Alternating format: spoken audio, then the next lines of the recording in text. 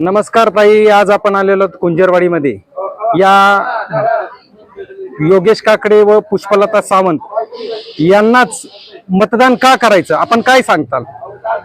हे दोन्ही पण उमेदवार जे आहेत ते अतिशय सामान्य कुटुंबातून आलेले आहेत। यांचं जर आपण तसं जर काम बघायला केलं तर हे दोघं पण स्वखर्चातून जे काही करतात ते सगळं स्वखर्चातून करतात आणि प्रत्येक जनतेच्या प्रत्येक आवाजावरती ते उपलब्ध राहतात।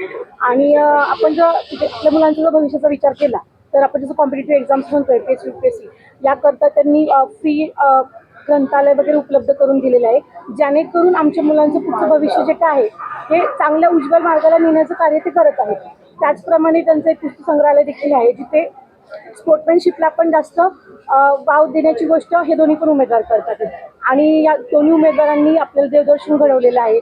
परत आपल्या प्रत्येक आपल्याला कोणतीही अडचण आली तरी पण हे दोन्ही उमेदवार आपल्यासाठी हजर असतात। त्यामुळे मला तरी वाटतं की बाबा यावेळेला आपण कमालच विजय करायला पाहिजे। महिलांसाठी या उमेदवारांकडे महिला बचत गटांसाठी नेमकं काय विजन आहे?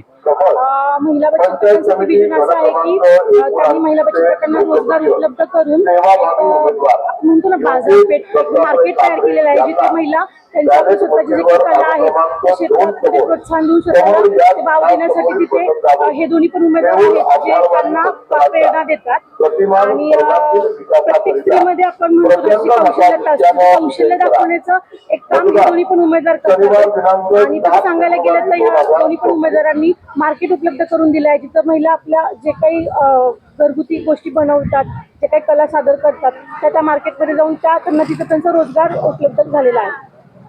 आणि मी तमाम जनतेला असं आवाहन करते की आपण जर पाहिलं आजच्या ह्या धावपळीच्या युगामध्ये आणि आजच्या ह्या कल्चरल ट्रेंडमध्ये आपण जर अशा दोन उमेदवारांना जर बहुमताने जर विजयी केलं तर आपल्याला आपल्या प्रत्येक गोष्टीच्या कौशल्यामध्ये आपल्याला वाव देणारे हे दोन्ही पण उमेदवार आहेत। त्यामुळे माझं आव्हान आहे की आपण कमळाच्या चिन्हाच्या समोरील बटन दाबून ह्या दोन्ही उमेदवारांना प्रचंड बहुमताने विजयी करा।